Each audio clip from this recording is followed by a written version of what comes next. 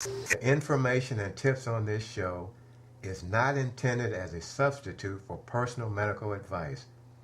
Before making any decision regarding your health, please consult a physician or other qualified healthcare practitioner.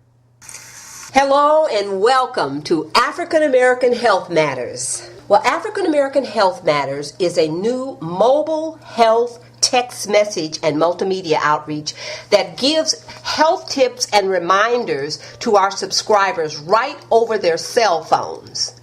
Yes, it actually gives them their health tips for things like remembering to take your medication, tips on handling diabetes, hypertension, losing weight, and also breaking all those bad habits. Now, you can register online and get health text messages on your cell phone by going to www.africanamericanhealthmatters.com, or you can call our 800 number, which is 1-800-677-8441. That's 1-800-677-8441, and somebody will get back to you probably within 24 hours to get you registered. Now, you know, African American Health Matters kicked off a little over a year ago as part of the National Physician and Family Referral Project. It's known as NPFR, and it is a division of 50 Hoops. Well, there are critical numbers of African Americans dying from prostate, breast, lung, and colon cancer, but a lot of times it's treated too late. Now, even more African Americans are affected by diabetes, hypertension, asthma, high cholesterol, obesity, drugs, and alcohol. And we're still needing continuing education and more information about HIV and AIDS. Our surveys show that we need more ways to access resources available in our community. Yes, and Papa, do you know what? There's a staggering number of African Americans who are not aware of drug discoveries that could save their lives through clinical trials. What we need to do is educate more people about the importance of clinical trials. I agree completely. And the only way to do this is to participate in new drug discoveries. Now, Ed, you know, racial disparities in healthcare for African Americans and other minorities, including underserved, is very high. And that's why we're so happy to have great partners within our African American Health Matters. You're absolutely right, and each week we want to recognize and thank all of them. Here's some news and information for today's program. That's true, Pat, and I also read that the American Cancer Society announced their cancer facts and figures for African Americans for 2011 and 2012, and they say that the death rate for all cancers combined continues to be substantially higher among African Americans than whites, although the gap is much smaller among women. The racial difference in overall cancer death rates is due largely to breast and colon cancers in women and prostate, lung, and colorectal cancers in men. Now, you can read the whole report on www.cancer.org/research/cancer-facts-figures.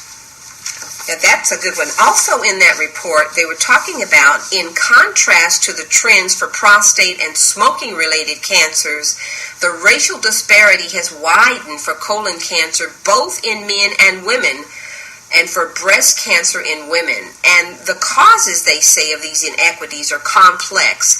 It's thought that it reflects social and economic disparities more than biologic differences associated with race. Now, this includes inequities in work, wealth, income, education, housing, and overall standard of living, as well as barriers to high-quality cancer prevention. And again, you can read the whole report on www.cancer.org/research/cancer-facts-figures. Some other information, an icon on the fight against AIDS is Ray Lewis Thornton. I mean, her story resonated with black women when she recognized that black women are at very high risk for HIV/AIDS as well. Black women comprise 61% of all new HIV cases in this country, according to the CDC and Prevention of Black AIDS Institute. And you can read more about Ray Lewis Thornton on her own website at Ray, RAELEWISTHORNTON.com. Real excited. I'd love to have her as a guest on the show. So I think that's something that maybe we'll look at doing. I think it's very important, Pat. Dr. Robert Harrison is a researcher in drug development and minority recruitment in clinical trials. He has been with Vanderbilt and Columbia University, University of Rochester Division of Endocrinology and Metabolism, and he's going to be talking with us about diabetes and obesity among African Americans. We need to know what exactly is diabetes. Okay, all right. Well, diabetes simply means that a person's blood sugar, technically known as the blood glucose, exceeds the normal range. That's all diabetes is. Okay. Diabetes, the blood sugar is controlled in people, primarily through a hormone called insulin, which is produced in the pancreas. There are two ways that the blood glucose goes out of control. One way is if the pancreas is damaged in such a way that it can no longer produce insulin. In that case, with no insulin to control the blood sugar, the sugar levels can become very high, and that's called type 1 diabetes, and is more typically found in children and young adults. Another form of diabetes occurs primarily because overweight people become resistant to the effects of insulin. And because of that, the pancreas has to produce larger and larger amounts of insulin in order to maintain the proper level of control. In some people, the pancreas simply gets tired. It says, I can't go any further. I can't make this much insulin any longer. And once it stops making the maximum amount of insulin that it's been making, the blood glucose rises to abnormal levels. And that's called type 2 diabetes. It used to be called adult onset diabetes as well, because it occurred primarily in adults, because it took a while for us to get that overweight and to tire our pancreases out. Nowadays, it's even seen in children, because we have such a problem with childhood obesity that it appears in that population as well. Now, why is having a high blood sugar bad? And the best way to approach this is to describe something that people in home economics call the browning reaction. When a food that contains sugar is heated, it turns brown. When you put a steak in the skillet and fry it, the steak turns brown. Not only does it turn brown, but it gets crusty on the outside. And that's because of a reaction between sugar and protein. In chemistry, it's called the Amadori reaction. In cooking, it occurs because the temperature is elevated and accelerates the chemical reaction.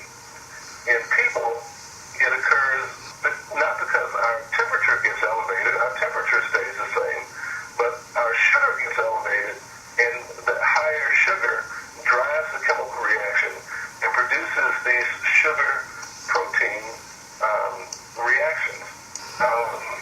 Impair the ability of normal proteins to do their jobs. Part of the blood sugar, is that right? That's a part of what your doctor measures when he says that usually uses the term hemoglobin A1C or glycosylated hemoglobin. And he gives you a number that's a percent. He or she gives you a number that's a percent. He says your woo-woo is 8.5%. And that's bad because 6.5%. Okay. And the reason that that's more helpful than the blood sugar reading is the blood sugar reading can change dramatically over just a short period of time. Is that why the morning blood sugar and after a meal blood sugar numbers are different? Of course.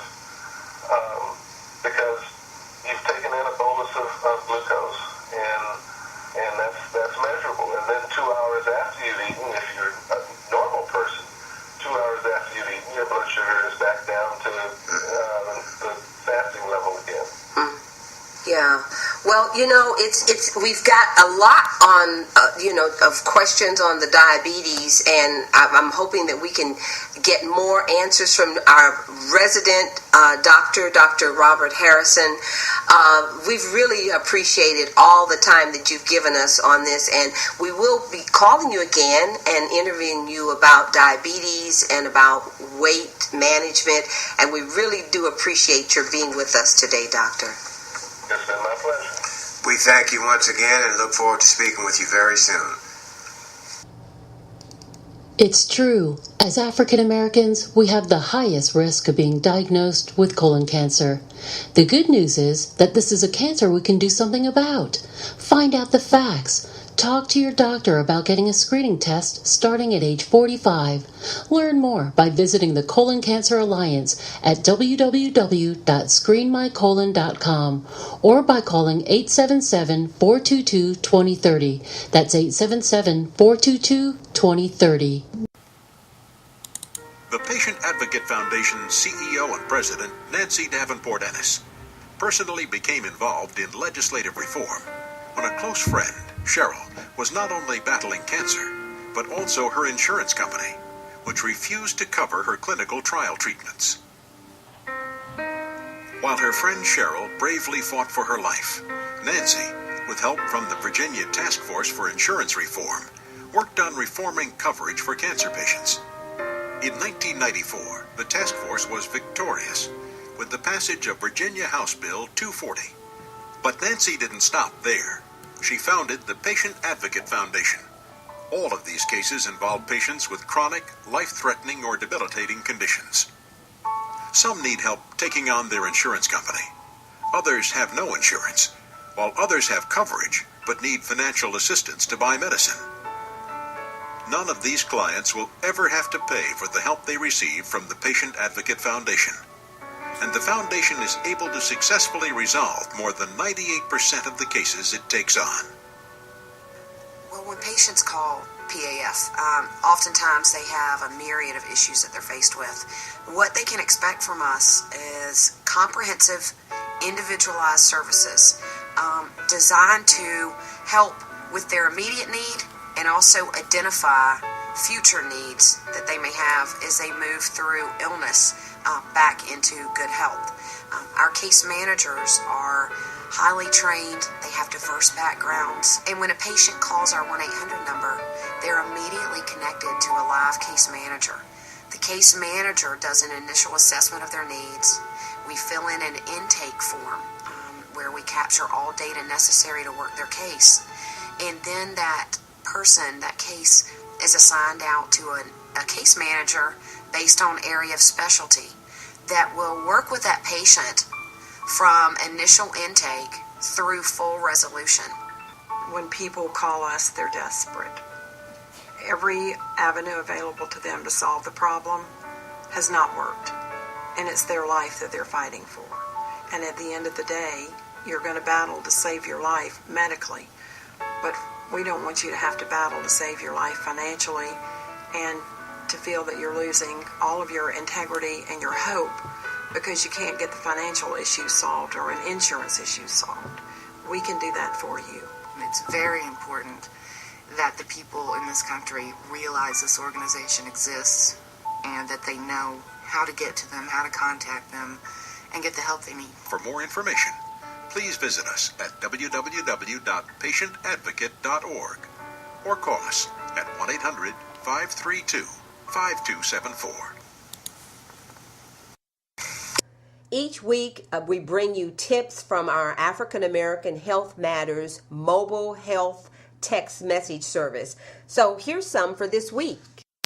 Here's one on bad habits. Use a trigger. That's a good one. Perform a short ritual before a habit. For example, if you got the urge to smoke, take 10 slow, deep breaths when you feel the urge. This came from www.pickthebrain.com. That's very cute. Here's one on butter down. Margarine-like spreads and other foods with cholesterol-lowering plant compounds known as stanols can lower cholesterol. Be sure and read the labels. That's a good. For remembering to take your medications, set your alarm. Most cell phones have an alarm function. Set a daily alarm and tone that reminds you to take your medication. I know a lot of folks have cell phones, especially our moms, grandmas, so that's a good one. This comes from www.wikihow.com.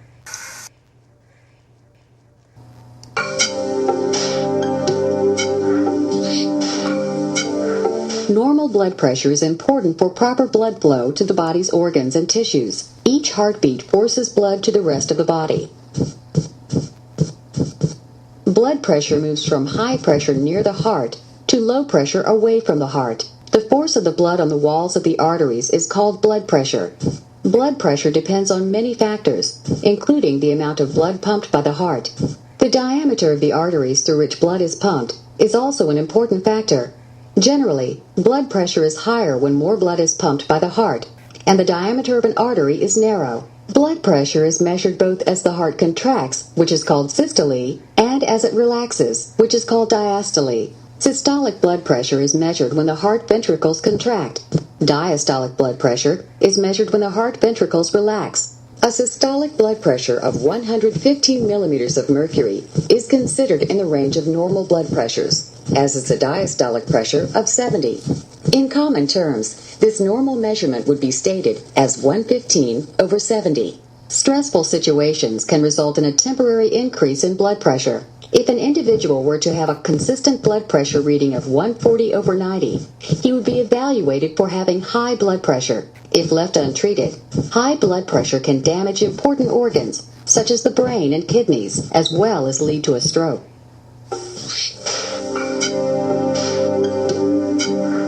That comes from Medline Plus. Check out their videos and cool tools for a lot of good information on your health. We're sitting in our living room having a conversation with Tom Anderson that we started last week. Tom is a good friend of ours. He's a retired associate vice president for the Office of Community Relations at Temple University. And since his retirement, Tom's done a lot of consulting and is a very strong national advocate and proponent of prostate cancer education. So let's continue our conversation with Tom Anderson. 2, 3, 4 steps would you suggest that a man takes once he finds out, okay, I have prostate cancer? What would be the steps you think should be taken? One of the steps, as I said before, I did some reading to find out exactly what it is about prostate and what cancer is. I did some reading, so I knew what the right answers, knew the right questions to ask, so I got the right answers. Mm-hmm. And then what I did, because I had to make a decision, because I had done my reading, I knew that I could go to see a radiologist. I knew that I could go to a neurologist.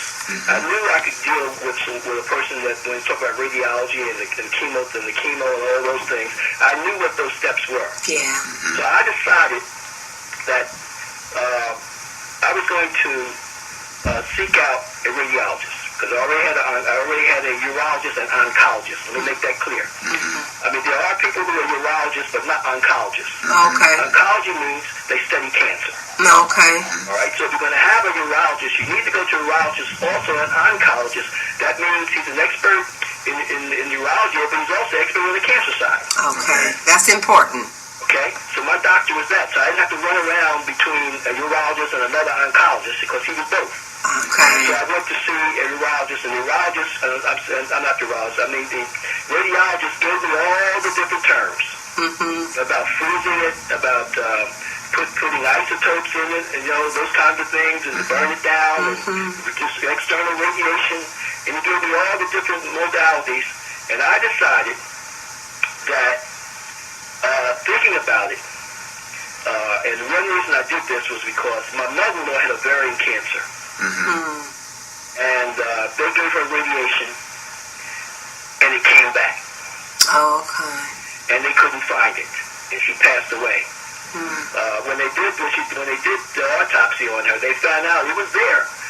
Just that the microscopes couldn't pick it up. Oh, okay. So I decided that maybe I will not go with radiation. I would not go with isotopes.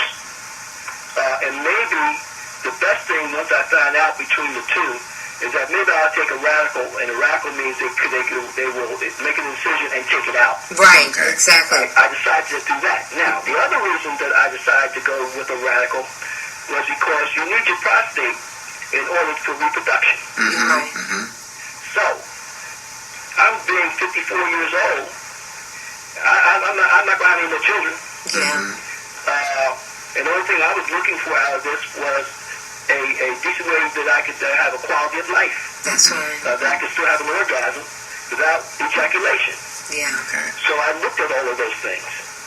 And the doctor told me, when I went back to my urologist, he said that you're in good shape because it's well defined inside your prostate. And he was an expert at what they call nerve-sparing operation. Okay. Nerve-sparing meant that they could take my prostate out, leave my nerves intact, so that once I became recuperated, I could still have an erection and have an orgasm.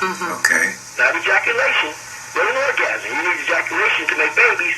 The things that men feel, they don't know what they feel, are orgasms. Okay. So that's what choice that I made. Problems with bladder control? To control the urge to rush to the toilet, learn to do a pelvic muscle contraction. Walk calmly and slowly to the bathroom. Cut out caffeine, alcohol, and sweeteners. To control frequency at night, reduce evening fluids. Prop up your feet during the day. Have your prostate checked for enlargement and consider medications if it is. Call 1-800-BLADDER for more tips and details. We had a conversation with Dr. Angela Hill. She's a pharmacist and a consultant pharmacist and has been for the last 18 years. She's a professor, administrator, and a clinician who specializes in psychiatric and neurologic disorders, geriatrics, alternative medicine, and pharmacy communications at Florida A&M University Pharmacy at Tallahassee, Florida. Dr. Hill was very informative with regard to remembering to take medications. Many of our subscribers has asked for monthly tips to remember to take their medication, and here's what she had to say. Are there any words of wisdom regarding drug interactions that you could suggest? Oh my gosh, with drug interactions, there's so many types. You have interactions that occur between two drugs. You have interactions where drugs will affect a certain disease. You have drugs that sometimes interact with certain vitamins or even herbal products for that matter. So the first thing is, again, ask your pharmacist when you should take it, because the pharmacist is going to look at it in relation to everything else that you're taking, and they're going to tell you things like, you should take this one with food. You should take this one on an empty stomach, because those are also important in terms of helping the medication get absorbed properly. In some cases, we have medications, for example, Fosamax being taken by a lady who has osteoporosis, and it has to be taken with a full glass of water. That's right. And there's some rationale behind that, because that minimizes the probability of side effects and different things in that regard. We have some medications where dairy products can make them not work appropriately. So there are certain medications we take at certain times of day, and it's to mimic our body clock and to mirror what's happening with natural processes from a metabolic standpoint. So with the drug interaction piece, a lot of that rests with the number of medications you're taking at one time, but we also need to make sure we're respecting, biological processes and making sure everything is compatible that's being ingested in one sitting. Now, you mentioned foods like milk. Grapefruit juice is one of those that sometimes causes numerous drug interactions. Can you explain why this happens? Yeah, this is actually very interesting. Grapefruit juice and there's actually one other orange. There's a type of orange, the pomelo and Seville oranges, that cause the same problem, but they contain a bitter-tasting substance that actually has the ability to inhibit or slow down the liver's ability to metabolize drugs. And there's probably at least over 100 medications, different categories, from antihypertensive meds to medications we use to control cholesterol, diabetes, depression, that can be affected by that. And what ends up happening is that the patient will then have extra side effects because the medication takes much longer to be metabolized and get out of the system. We want to thank Dr. Hill for this segment on taking your medications and drug interactions. We'll hear more from her in later shows. Staying healthy is important, and nothing impacts your health more than your weight. Take the Your Weight Matters campaign challenge today and learn more about your weight and health. Visit www.yourweightmatters.org today to take the campaign challenge. I was searching on the internet and I found Medline Plus, that's MEDLINE Plus, and they've got some videos online that are very, very interesting and talk about diseases and allergies and drugs, and it's really worth checking out. The website is Medline Plus, that's MEDLINEPLUS.com. On this show, we'll have all kinds of health tips. Health tips for remembering to take your medication, tips on handling your diabetes, asthma, hypertension, keeping cholesterol under control, and tips on managing your acid reflux, heart palpitations, losing weight, breaking those bad habits, and even inspirational health messages. You decide which is best for you. You can register online to receive health text messages by going to www.africanamericanhealthmatters.com, or you can call at 1-800-677-8441, and someone will get back with you within 24 hours to get you registered. We want to thank our physicians, speakers, and guests for joining us on Cyberstation USA, and we want to thank Cyberstation USA for their support and vision for African American Health Matters on Cyberstation USA. Be sure to tune in on Fridays from noon to 1 to African American Health Matters on Cyberstation USA.